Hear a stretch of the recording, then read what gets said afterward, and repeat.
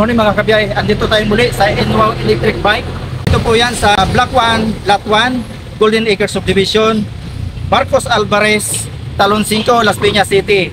So may i-review tayo mga kabiyay na isang e-bike o isang e-motor style vehicle, which is dito nga po yan sa N-Wow ng Talon 5, Las Piñas City. So mga kabiyay, tara, let's go, punta natin.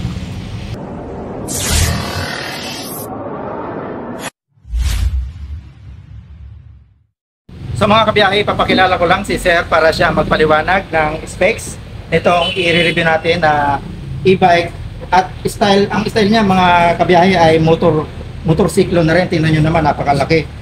Si Sir nga pala, si Sir Rafael. Siya po ang magpapaliwanag kung ano po ang mga specs nitong i-review natin ngayon ni N-Wow.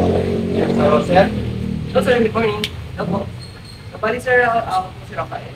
Sa mga sales representative and technician po dito sa N-Wow Talon 5. So ito po si WSP sir. Ito po yung isa sa mga best seller po natin. So si WSP po is operated po siya ng electric. Oh, operated siya. So dito po sa susian yan sir, keyless na rin po siya. So pwede niyo po siyang gamitin kahit na wala po siyang susi. Oh. So ito lang po siya sir. Remote na sir. Yes po. Pwede niyo na po siyang gamitin kahit wala siyang susi. Kaya maganda na kasi dito sir, for security purposes na rin po, syempre sa dami na rin po nang gumagamit ng e-bike ngayon. For awareness na rin po, ito lang po siya sir. And then pag once may magtangka pong magsusi na itong e-bike na to sir, kahit sino po, tutunog po siya. Ayan po. So, for awareness na rin po, anti-theft for security purposes na rin po siya. Maganda to mga kabiyahe, meron siyang safety para sa mga magnanakaw. Yes po. And then for example sir, pumunta po kayo ng SM, syempre sa in-demand po natin ng mga e-bikes, may nakita po kayo doon na same unit, same color, halos magkamukha po siya. So meron po siyang belt tracker para ma-notice nyo po na sa inyo po yung e-bike ngayon. Ito lang po siya sir. And then tutunog na po siya. Malalaman nyo na po na yung e-bike. So yun mga kabiyahe, ang isa pa niyang space, mayroon siyang answer back alarm. Yes po. So ano pa po sir ang sir natin dyan? So pag ginamit na po natin po siya sir, so ito po yung mga features na po. Ito po yung headlight. Headlight. Po. Yan po. High beam and low beam po. Okay. And dito naman po yung signal light po natin. Okay. So turning left po. Yan po. Makikita niyo po siya sa panel board. Then once na magta-turning right naman po kayo, i-click niyo po muna itong center po. Okay. And then turning right naman po. Okay. Kasi pag pinagsabay po natin ng left and right, represents as hazard na po. Hazard. Yes po. So pagpapatay niyo po yung hazard, dito lang po sir. Yun. Then this side po is horn naman po siya. Yes po. Then dito naman po yung sa taillight and headlight po. Ito pong isa is headlight po. Sa mga paggabi na po siya sir. Ayan po, may ilaw po siya sa harap. Lakas. Yes po. So ano na rin sir no? LED. Yes po, LED na po siya sir. LED, malakas yan. At the same time, meron din siyang daytime running light. Ayan. Yes. Itong ring na ito. At meron din dito isa pa. Naka-U. Yes po. May dinideliver tong yun na ito. Ito siguro yung logo. Yes. Tama po ba? Yes po. Tapos din to sir, is horn din po siya. Magkabilaan po yung horn niya. Galing.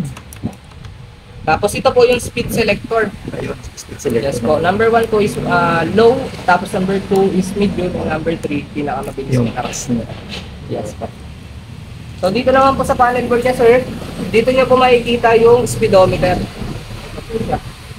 Tapos battery voltage indicator po. Okay. So dito niyo po matin-raise kung malulobat na po ba yung e-bike or full charge na po yung e-bike. Okay siya. Then dito po makikita yung speed selector po. Ayun. So nakapas siya. Yes po, pinaka-maximum po natin. Then ang maganda din dito sir, meron din po siyang USB port. Ayun. Which means pwede po kayong mag-charge dito sir. Ayun, maganda. Yan po. And then ang compartment niya po sir is slide lang po. Yun. Yun, ang compartment. Yes. Kahit di ko may ilagay dito yung ano, yung helmet ko, sure ako nakasya dito. So subukan natin mga kabiyahe. May camera pa to mga kabiyahe, at saka ito ang ano nito is large. Yun, kitang-kita nyo mga kabiyahe, may camera tayo at maluwag pa. Oh, kasya po yan. Yun. Huwag natin ibayo, pero kasya yan mga kabiyahe. Kasi may camera tayo, baka mabasag. Pero kasya siya mga kabiyahe, in fairness, ang laki oh.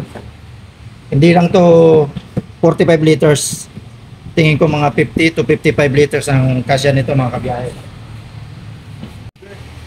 So, pag magpapark po kayo ng matagalan, para makatipid po tayo sa kuryente, pwede nyo po siyang i-off. Ayos may breaker siya oh.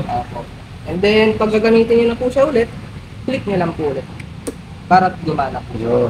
May hook pa siya dito mga kabiyahe ha. So sir, ang kaya nitong takbuhin sa isang full charge, mga ilang kilometra ito? Sir, meron na po siyang 72 volts, 32 ampere na sa battery po. Okay. So, ang battery type niya po is lead acid po siya. Okay. So, ang kaya niya pong takbuhin, sir, is 80 to 100 kilometers po. Ayun. Then, ang Malayo. max speed niya po, sir, is 45 to 55 kilometers po. So hindi na masama yun. Yes po. Ayun mga kabiyahe, ang tatakbo nito 80 to 100 km per one full charge ng battery mga kabiyahe. So sir, maraming salamat sa pagpapaliwanag sa unit na ito. Dadagdagan ko na lang ulit dahil na-amaze ako dito sa mga kagaya dito sa kanyang grab. Yes. Maraming salamat po sir. Maraming salamat po. Thank you, sir. Yun mga kabiyahe, ang special specs ni WSP ng NWOW. So titingnan natin mga kabiyahe ang appearance ni WSP ng NWOW. Sinabi ko nga po kanina na talagang motor ng itsura nito mga kabiyahe. Dahil mas malaki pa ito tingnan kaysa sa mga Mio. Like Mio 125. Wag lang yung mga kagaya ng Aerox dahil medyo malapad naman talaga siya. Pero pagka ito itinabi nyo doon, talagang hindi nyo mapagkakamalang electric. Pero ito mga kabiyahe, hindi na masama yung 80 or 50 to 100 km per one full charge niya mga kabiyahe. Hindi na masama.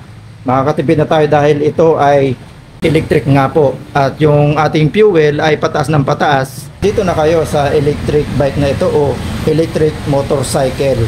So ayan yung appearance, yung likod niya, nahawig kay Vespa oh. Kung kilala nyo si Vespa talagang isa siya sa mga mamahaling scooter. Ayan. At napaka-elegant din niya talaga. Kung makikita ninyo, ito, gumamit siya ng preno o disc brake. Ayan, malapad siya. Ang lapad nitong disc brake na ito mga kabiyahe, nasa 8. At gumagamit siya ng dual piston caliper. Sa likuran yun mga kabiyahe. At ito naman sa unahan, na napakalapad din ng kanyang disc brake. At dual piston caliper din yan mga kabiyahe. Ito naman yung kanyang fork suspension na malaki siya, mataba siya mga kabiyahe. So may fender tayo ditong bulky at kulay black yan, glossy. Ang sukat ng gulong niya ay 90 by 90 by 12. Yung 12 mga kabiyahe ay yan yung sukat ng kanyang rim. At yung kanyang rim naman, ito, elegant yung kanyang rim. Nakamags yan mga kabiyahe, yung gitna niya ay naka matte black. At ito namang nasa dulot-dulo ay naka chrome, yan po ay alloy. Dito makikita natin sa kanyang mga pairings, bold lang siya mga kabiyahe, wala siya mga decals. Pero dito meron siya ditong chrome na ito ay hard plastic. At pagdating dito sa gitna, ayan, may naka-split siya ditong turn signal na LED yan.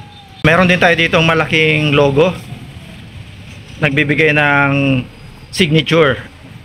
Na kapag ito po ay naka-activate si WSP, ay ito po ay nagiging daytime running niya mga kabiyahe. So goods na goods tayo dyan dahil maumaga man o gabi, ito po ay activated pagka siya ay ginagamit. So ito pa ang isa pang maganda dyan, yung kanyang headlight na naka-LED na o naka-LED. Kanina inactivate natin yan na napakalakas ng buga. At may additional din siya dito ang ring light na daytime running. Ito nga mga kabiyahe yung kanyang board panel na nakikita dito yung ating takbo, yung kilometer, yung power selector, battery. Andito na po lahat yan. Digital na yan lahat mga kabiyahe. So okay na okay tayo dyan.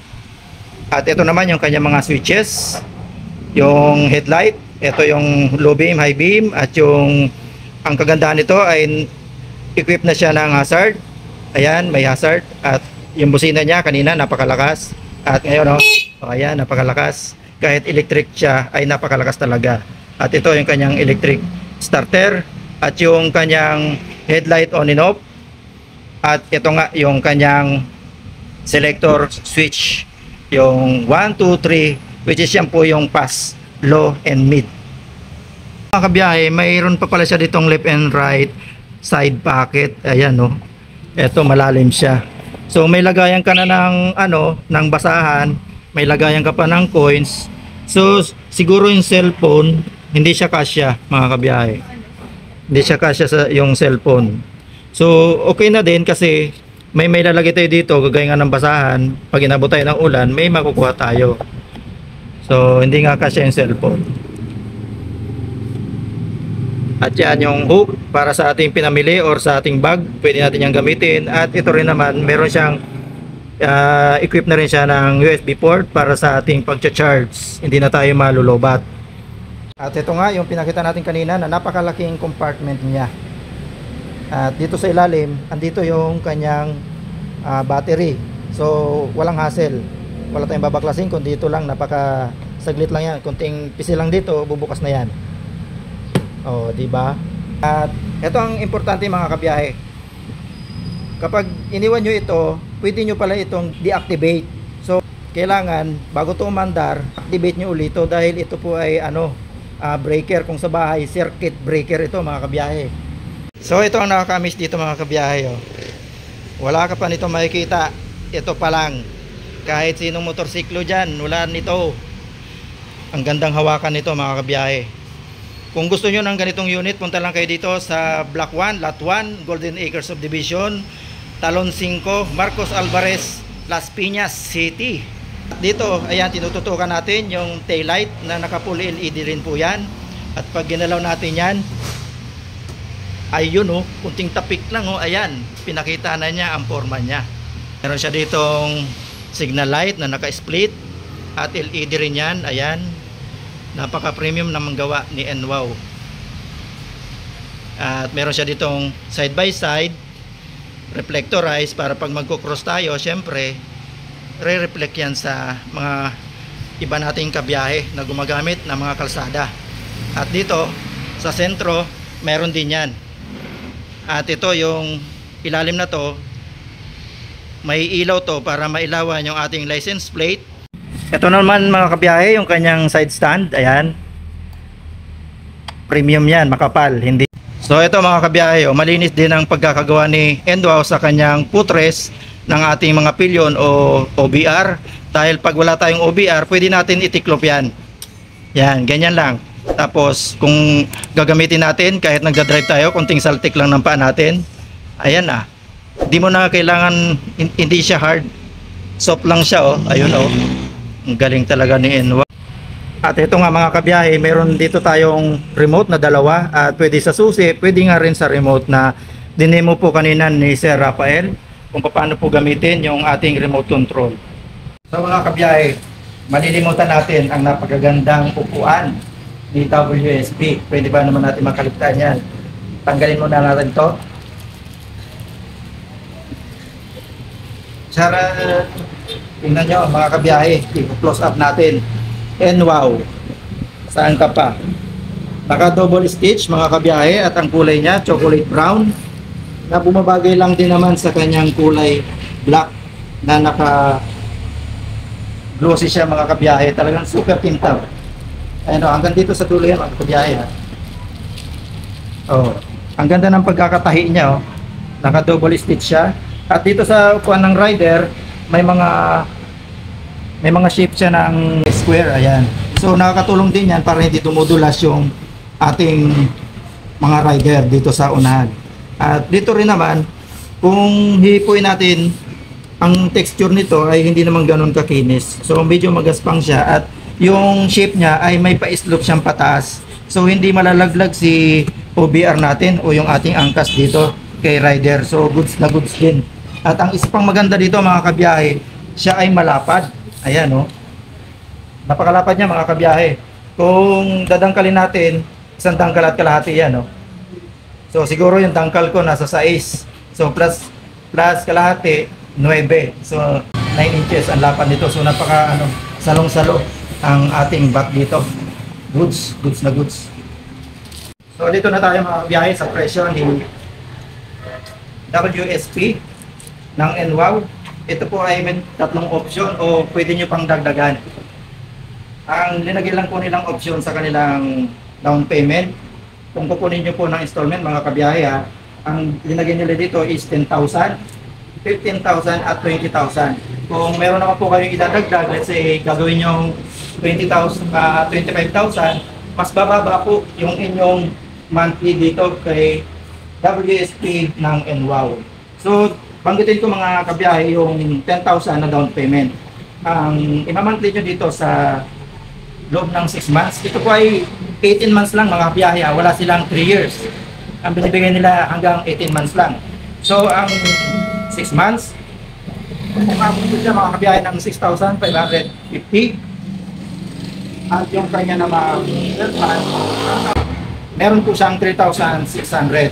At yung kanyang 18 months ay napakababa na dahil 2,650 po lamang ang babayaran nyo dito. So kayang-kaya, hindi ka na magagasolina, takbo ka na lang ng takbo, pero huwag mo lang kalimutan i-charge sa ang battery mo. So ito naman para sa 15,000 mga kabiyahe. 5,550 yung kanyang 6 months. At yung 12 months naman mga kabiyahe ay 3,050 pesos na lang. At yung 18 months, mas mababa na dahil ito po ay 2,250 na lang. So ganun po kababa itong unit na ito. At hindi naman natin ikakaila na pagdating sa electric vehicle ay number 1 si NWOW. Ito na po para sa 20,000 down payment natin. Meron na lang kayo para sa 6 months. Kaya-kaya nyo to. Kunin nyo na ng 6 months dahil napakaliit na. 4,600 na lang para kayo nagja-Jollibee na lang nito. At sa 12 months, ito na lang babayaran ninyo, 2,550. Ayun. Napakababa na. At kung walang-wala naman talaga, dito, hindi na kayo hindi pa dahil 1,850 na lang. So pag ginawa nyo pa ng mga kabiyahan ng 25,000 or 30,000, baka 1,000 na lang ang nyo, ang monthly nyo dito. May ganito na kayong motor, hindi na maggagasolina. So wala nang problema. Takbo na lang tayo ng takbo. So yun mga kabiyahe, ang review natin dito kay WSP ng NWOW. Bago tayo magtapos, ako po muna ay magpapasalamat kina Sir Rafael. Siya po yung demo sa atin kanina at sa buong staff ng NWOW Marcos Alvarez, Lot 1, Talon 5, Las Piñas City. So yan po, maraming salamat po sa buong staff po ninyo at pinahalakan niyo po kami magpapalilag. Yun. So yun mga kabiyahe. Hanggang sa muli, kita-kits! Biyahe na Frank! God bless!